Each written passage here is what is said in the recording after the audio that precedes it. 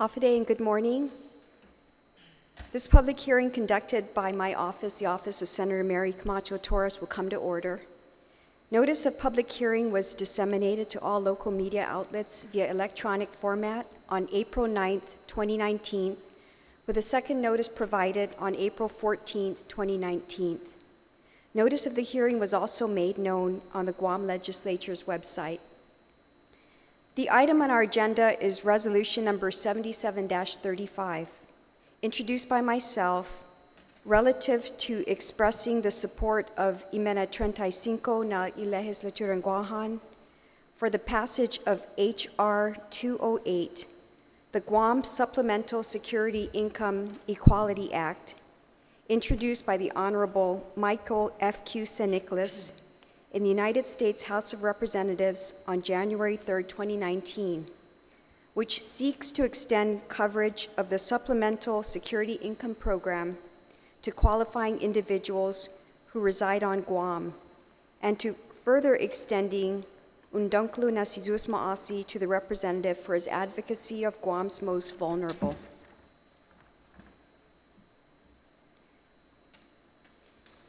I'd like to acknowledge the presence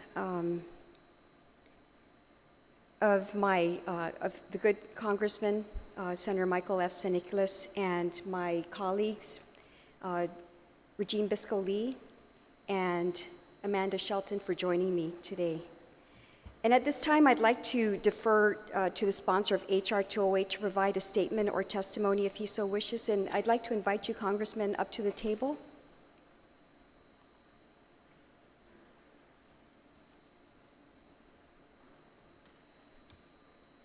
And welcome back, sir, to your old stomping grounds. We certainly miss you here as a former senator of the Guam Legislature, and it's nice to have you back in our halls.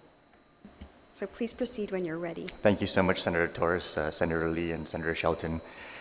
It's so wonderful to be home. I arrived Saturday evening. Our island is an incredible beauty, and as much as we appreciate it living here, you just appreciate it so much more when you're away for as long as I have been, and it's always just an incredible joy to be able to come back home and be with our people. Thank you so much, Senator Torres, for introducing this resolution. Senator Shelton, I also want to recognize you as well for introducing the war claims resolution to support our work. Too often we hear the talk in the community about having a one Guam approach, a one voice approach. But unfortunately, that's not the case in a lot of circumstances. We see a lot of mixed messaging coming out of different levels of this government with respect to work at the federal level. And so I want to recognize both of you for working with our office very, very closely and ensuring that our messages and our communications are not causing more confusion in the federal government. So Sizus Maasi. H.R. 208, Madam Chair, is, as you know, a bill in the Congress intending to make supplemental security income available for the residents of Guam. This is not something that is new. This has been something that our community has been dealing with for many, many years. And unfortunately, it's a circumstance that is affecting not only the people in the territory of Guam, but in other territories as well. And the ironic thing is that it's not something that's affecting all territories. In Washington, D.C., they have supplemental security income. And in the Commonwealth of the Northern Marianas, our neighbors just to the north, they have supplemental security income. Supplemental security income is a financial benefit that's paid out to eligible applicants who have disabilities. And in order to be eligible, there's a whole list of requirements that you have to meet. But generally speaking, it's when your means and your circumstances are unable to sustain your quality of life. Supplemental security income would pay out approximately $750 per eligible individual and $1,125 for eligible families. And something like that for our disabled community would be an incredible lifeline. We have very high poverty levels on our island. 100% of our public schools qualify for free and reduced meals subsidized by the federal government. There is absolutely no confusion to the fact that our people with disabilities are living in circumstances that are incredibly challenging financially. And the inability for them to access supplemental security income just because they live here only exacerbates the injustices that they have to suffer, not only with respect to our current political status, but with respect to just being someone treated with the same kind of American decency they would be treated if they were living almost anywhere else in this country.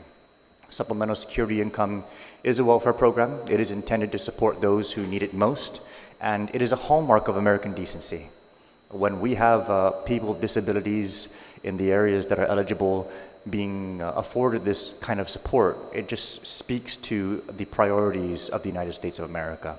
And for us to be excluding American citizens, to be excluding eligible applicants based on where they live, to be excluding people living in poverty based on where they live, and to be excluding people with disabilities living in poverty based on where they live, it's just absolutely un-American.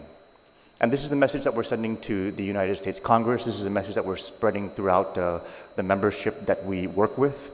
We're getting a lot of support for addressing this injustice, and we're looking for the support of y Legislatura en Guahan to be able to bolster our case that this is something the local government absolutely supports. And so, Senator Torres, your introduction of this resolution to lend the voice of the local government to advocate for H.R. 208 is not only commendable, but it's a testament to your commitment as well. Your commitment, the commitment of all the members of y Legislatura who are going to support this resolution, that our most vulnerable in our community is our priority. And so I deeply appreciate you introducing this resolution. I'm available for any questions that any of you may have with respect to the work that we're doing on H.R. 208. And I just wanted to, again, thank you for working very closely with our office and ensuring that the One Guam, One Voice approach is something that we're going to be prioritizing, and that we're not going to be doing all kinds of things that are sending any kind of mixed messages. That's one thing that makes our job so much harder, so I appreciate you cooperating and working with our office as well. You're very welcome, Congressman. By way of background, I'd like to just add a little bit for those that might be interested in what specifically Resolution number 77 is about. As you mentioned, it was introduced on a simple premise that the qualifying individuals living on Guam shall have access to supplemental security income benefits just like other U.S. residents. The history of this is going back 50 years ago, the U.S. Congress recognized that there was a need to better aid our most vulnerable. And prior federal state systems of public assistance, such as the Old Age Assistance, OAA, and the Aid to the Blind, AB, had been deemed inadequate due to varying payment levels and eligibility requirements, as well as burdensome provisions, such as liens against property and mandatory relative support.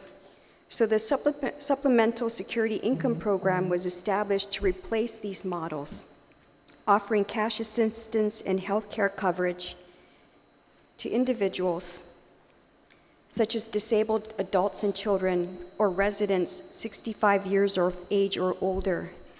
And unlike the prior federal state programs, the SSI program provided a uniform federal income floor with minimal barriers to eligibility. You had mentioned to our office previously that as of January 2019, the SSI benefits amount to a monthly maximum of about $771 for an individual, or $1,157 for couples. But unfortunately, after decades after its establishment, residents on Guam remain excluded from this critical cash assistance and coverage that the SSI program offers. And while similar measures to extend coverage have been introduced and urged by previous delegates to the U.S. House of Representatives, Congress has yet to extend SSI coverage to residents of the U.S. territories. And in looking at the legislative history, I believe it was last introduced by your predecessor in 2013, I believe. And the legislature supported it with Resolution 42-32. But I believe, Congressman, at the time, it was a joint effort by several other there was it was introduced in HR 91, and I believe that it included benefits not only to Guam, but the U.S. Virgin Islands and American Samoa. And in your estimate, do you believe, Congressman, that perhaps that was a hurdle that was a little more difficult or palatable to the U.S. Congress at the time, and that perhaps Guam has a better audience now that we are going in as a lone voice in this House resolution? That's an excellent question, Senator, and yes. The prior attempts, not just in 2013, but in previous years as well, tried to address this as a territorial issue, combining various other territories to try and highlight the fact that these territories are also in the same set of circumstances. Unfortunately, when you add more territories, you add more cost. Right. And one of the biggest cost hurdles to getting these kind of things through the Congress comes in the form of when other territories or even larger territories begin to get added to the equation. And so in navigating this, I sat back and I asked myself, are we going to do something symbolic, or are we going to do something that we're going to actually be able to get some kind of outcome on? And symbolically, if we were to introduce this bill with all the territories, we will again send the same message that the territories are suffering these circumstances and this is an injustice that all territories need to have addressed. And that symbolic message, of course, would be an important one. But we've been down that road so many times before. And unfortunately, while the message is sent, the symbolism wanes over time when we continue to go down that same road for that same purpose. And so in evaluating all of that, I came to the conclusion that we need to try a different approach. But we need to do it not necessarily by excluding our fellow territories, but by strategizing with them. And so I've communicated with the other territories that are also impacted with this, to include the U.S. Virgin Islands, American Samoa, and also Puerto Rico. And all the territories in having this conversation agree that, if we can even just move one of us forward, it bolsters the case for others to move forward, because then they can say, you know what, Guam got it, now it's our turn, now it's our turn. And piecemeal approaching it will not only help us to be able to get over the finish line, but it'll also make it from a cost basis more palatable for the Congress. And so in line of that strategy and that different kind of approach, and in working with my fellow delegates, we not only have consulted with them, but we've also secured co-sponsorships from them. And as a matter of fact, even the administration in Puerto Rico has had their liaisons on the ground in Washington, D.C. also provide us with letters of support for H.R. 208. We've also secured the support of the Hispanic Caucus, who basically makes up all of the Latin American members of Congress, many of whom also originate from Puerto Rico, and they are providing us with a letter of support from the entire Hispanic Caucus to be able to advance this cause. We understand that being able to communicate the territorial injustices is important as a group, but we're also coming to the understanding that the best way for us to move forward and get these injustices addressed is to not only symbolically put them to the floor as a bill that might not necessarily move forward because of various other considerations, but to instead do what we can to inch the issues forward so that we can kind of lean on each other as we move forward, so we can actually get these things resolved over time, as opposed to going through all these years of sending all the same messages, but also having not getting the outcomes that we, at the end of the day, really want for our people. And so that is the strategy behind introducing it as a standalone measure. We are in very close consultation with our fellow delegates, and we understand that a win for one will also result in a win for all. And I suppose there's a regional advantage that we have, because in 1976, when our neighbors, our brothers in the CNMI, entered into the covenant to establish a Commonwealth of the Northern Mariana Islands, they were integrated into the SSI program. And that only makes a better case for the region being covered to include Guam.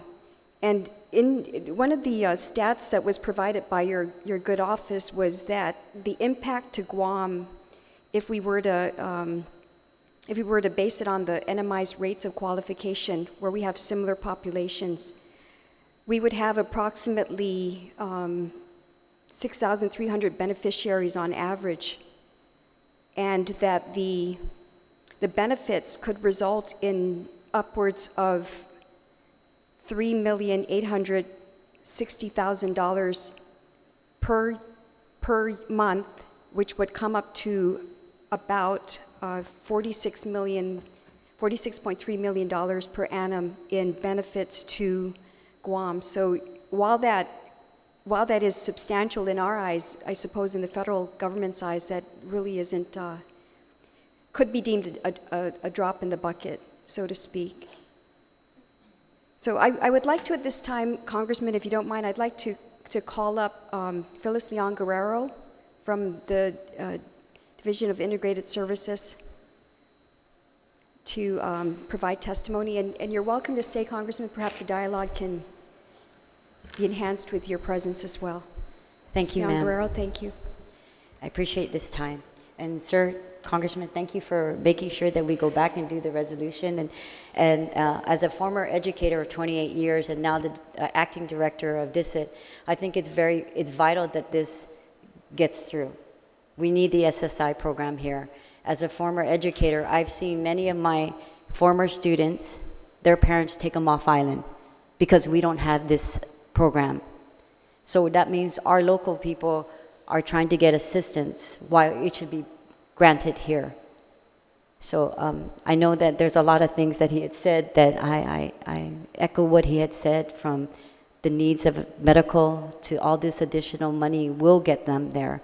And again, I appreciate you making the effort in Congress to do this because it's affecting the island, and not only the island, but the other trust territories that need it.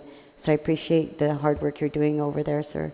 And ma'am, thank you also for addressing this, because this will only make us move forward, not only for DISIT, but in all the other agencies that need this support. Thank you. Ms. Younger, did you have any written testimony from the division that you'd like to also read into the record? Okay, so. Yeah, you're welcome to if you'd like at this time. Okay, so it says that I would like to thank the legislature for the opportunity to provide comments on the resolution 7735 relative to expressing the support of the main, how do you say it, legislation, Guam, for the passage of H.R. 208, the Guam Supplemental Security Income Equality Act, introduced by the Honorable Michael F.Q. Nicholas in the United States House of Representatives on January 3rd, 2019, which seeks to extend coverage of the Supplemental Security Income Program to qualifying individuals who reside on Guam, and to further extending the Dunkalusuzuis Ma'asi to the representatives for this advocacy for Guam's most vulnerable. The Department of Integrated Services for Individuals with Disability is in support of the Resolution 77-35, which expresses support of the H.R. 208 introduced by the Honorable Michael F.Q. Nicholas in the United States House of Representatives, which seeks to extend coverage of the Supplemental Security Income Program to qualifying individuals who reside on Guam. As we know, the SSI program is a federal income supplemental program that provides cash assistance and health care coverage to the state residents of limited income and resources who are blind, disabled, or age of 65 years or older. The unincorporated territories of Puerto Rico, the U.S. Virgin Islands, and most importantly, our residents of Guam shall be afforded this opportunity also. As such, the department is in full support of extending the SSI coverage to the people of Guam that would potentially aid our loved ones who are blind, disabled, and the age of 65 and older. Thank you. I wanted to point out, thank you very much for that. I want to point out one of the lines that caught my attention when I was looking at the background, congressional background on SSI. There's a quote here from the report of the House Committee on Ways and Means, and it states that the SSI program was designed to provide incentives and opportunities for those able to work or to be rehabilitated that would enable them to escape dependency. So it in some ways it complements your efforts absolutely in terms of not only providing aid to people, but providing opportunities for people who are blind or disabled to have the chance to advance themselves and to make a living for themselves. And I think that point is something that we should also aspire to, and we would support your division and your efforts in that regard. Not only aiding people, but the adage of you enable people to help themselves, right? And this SSI is deemed to be that kind of a subsidy to assist in that way as well. Yes, ma'am, you're totally on spot. I believe that any person wouldn't want to rely on any program, but this alone will help support it, that it may be possible that they may not need to add on to another program. This additional income can help, whether it be something dealing with GURA or Guam housing or whatever, because with this being set in and it's a base income that they would receive monthly, it would make sure that financially they're a lot more stable. Yes. Thank you. Yes, Congressman. Thank you, Senator. If I may add to that also. One of the critical messages we send as well is, while this money would probably bring in approximately $42 million into the territory, the absence of those resources means that we don't have a base of resources to be able to pay for service providers. And as you mentioned the quote there from the Committee on Ways and Means, if we want to get people to be independent, we first need to be able to make sure that they have the network of service providers to help them become independent. But because the resource isn't being provided to the territory, we have a serious lack of service providers to be able to help our community be able to reach that level of independence. And so just speaking from experience with those who are dealing with autism in their family, it's next to impossible to be able to get autism services here in this community because there is no pool of resources to be able to support service providers coming out here and opening up shop and providing those kind of services necessary for that kind of demographic for them to be able to go out and be independent. And so if we're going to want to be able to get our people to a place where they're not going to be relying on social programs, we first need to make sure that we have those basic support systems in place for them to get there. But in order for them to get there, the resources need to be here in order for those support systems to be able to come and open up shop and provide those services. So SSI would definitely provide that pool of resources, not only to improve the quality of life for those who qualify, but to actually allow them to be able to fund the services they need so they don't have to be dependent on social programs. And the beauty is that it's a federal funded program administered by Social Security Administration, but not the same as Social Security, right? And I think for our purposes on Guam, that is definitely an added boost to our economy. I'd like to, at this time, offer my colleagues, if they have any questions to the panel or any comments. We can start with Senator Biscoe-Lee. Thank you so much, Senator. I very much appreciate you bringing forward resolution number 77. I also want to thank Mrs. Leon Guerrero for coming and for providing testimony on this very important bill. Congressman, I want to thank you and your team certainly for attempting to extend SSI coverage, as the sponsor said it, to our most vulnerable. And we really recognize that this would have incredibly positive impacts for our community. And we understand the incredibly challenging fiscal circumstances that those with the disabilities have, and then they're also further challenged by being here on Guam, as you had mentioned.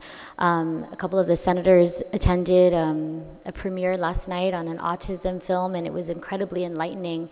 And in the hallway, there was all of these different posters that had a bunch of facts about ASD. And one of them that really struck me was the economic impact of that. And the fact that children and adolescents with ASD expend 4.1 to 6.2 times more in just daily living expenses than those without autism. And so this is incredibly timely. And I guess one of the questions that I had for you, Congressman, is this proposal budget neutral?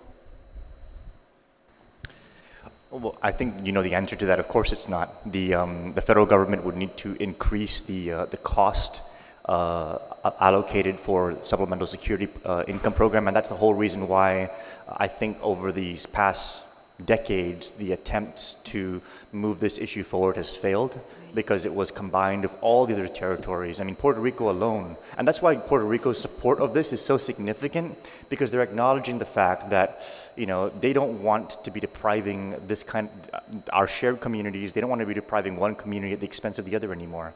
And so Puerto Rico, with their population of 3 million people, compared to our 160,000, would make the cost of this, it would jump from $42 million, multiply that by 30.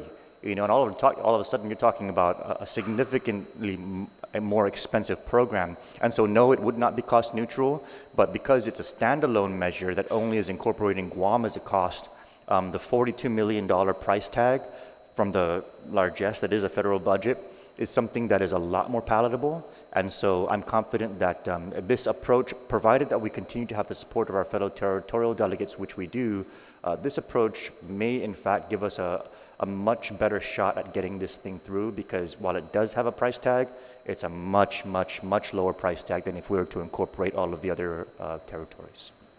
Thank you very much. While we have you here, I was hoping you might be able to allay a concern in terms of this measure and the potential cost to it. As you know, the House reinstated the pay-as-you-go rule, so it permits a point of order to be raised against any bill that doesn't identify a funding source and therefore increases our deficit. So to help us allay the concern that this measure may face some serious hurdles, could you identify a funding offset or funding source that could be identified on the language being offered in HR 208? I think it's a mistake to trap yourself around the PAYGO component for two reasons. One is PAYGO is not a function of law, it's a rule, and the rules can be suspended. And two, PAYGO is intended to make sure that we're offsetting costs for programs that we're going to be incurring new expenses into the federal government. But the argument needs to be made that the lack of supplemental security income to the territories is not a PAYGO budget item. It's a mistake that the federal government has not been including territories to begin with. And so while PAYGO is intended to prevent the Congress from incurring new costs for new programs, the exclusion of territories from existing programs should not be considered a PAYGO liability, because they should not have been excluded to begin with. Right. And so by making the case that this is something that is an aberration of American decency, and by making the case that this is something that should have been funded from the beginning, Right. this is definitely not something that should be constrained by the PAYGO policies of the Congress, because this is not something new. This is something that should have been done a long time ago. I wholeheartedly agree with you, Congressman, and that's why I wanted to ask if you have taken steps to potentially request a waiver from congressional leadership to void that PAYGO rule.